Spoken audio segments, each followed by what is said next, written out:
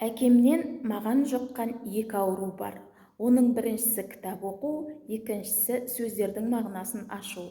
Әкем үнемі үйде кітап оқып, қазақша орысша сөздердің мағынасын зерттеп отыратын. Қазір мен де сондаймын. Сол әкемнен жұққан мұралық қасиет бойынша бүгін тас түлек, жөргем, күлік сөздерінің мағынасын ашқым келеді. Егер білгіңіз келсе, видеоны соңына дейін көріңіз.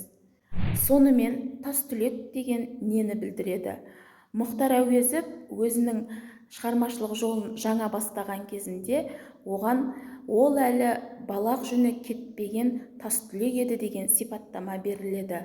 Осындағы тас түлек ол 4 жасар бүркіт, яғни әлі тәжірибесі аз жазушы еді деген мағынаны білдіреді.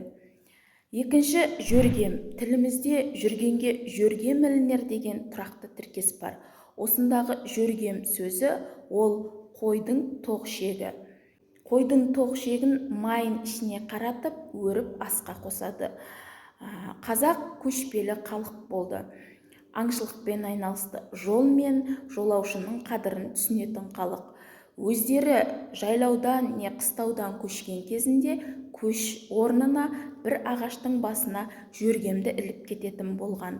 Бұл дегеніміз жолда келе жатқан аңшы немесе жолаушы шаршап шалдығып келе жатып, осы жөргемді алып талғажау етіп шаршауын басқан.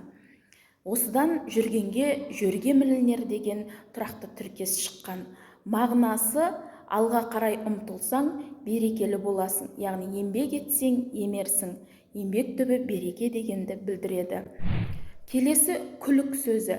Мен Павлодар қаласында оқыған кезімде күлік рулы адамдарды көп кездестірдім. Осында күлік деген не мағына береді дегенді үнемі ойлаушы едім. Күлік дегеніміз асыл тұқымды жүйрік тұлпар. Сонымен айтқым келгені, тәрбие сөзбен емес іспен беріледі. Әкем о дүниелік боларын алдын ала білді және соған дайындалды. Мен ол кезде жас келінмін, әкеме онша хабарласа бермейтінмін.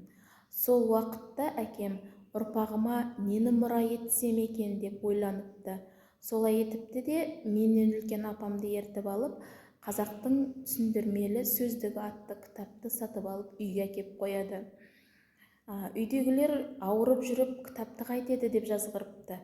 Ал кейін ойласақ, ұрпағым білімді болса екен деген ниеті болған екен. Видео сізге пайдалы болды деген ниеттемін. Әкелеріңізден жұққан қасиет не мінез болса комментарийге бөлсіңіз.